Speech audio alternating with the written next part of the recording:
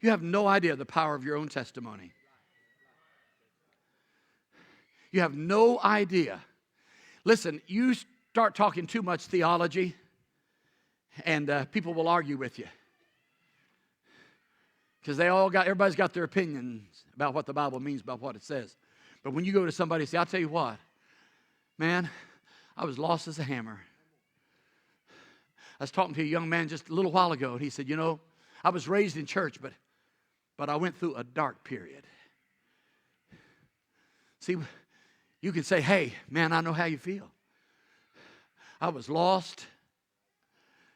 I was on my way to hell. I'm just telling you, I was a sinner and I was a good one. I was in such a mess. I was in over my head. I knew there was no way out and no help to be found for me. But let me tell you what happened. And tell them the story.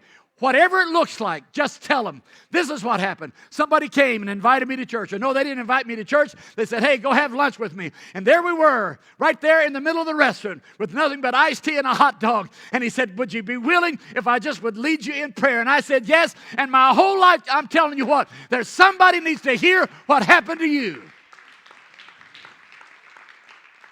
You should never grow tired or grow weary of telling the story. I once was blind, but now I see. I once was lost, but now I'm found. You ought to hear.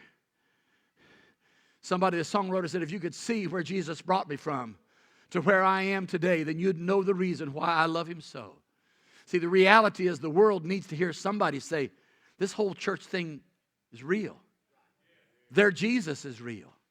It changed my life. My God. The world is looking for somebody like you, and some of you have some great testimonies. Don't sit on them any longer.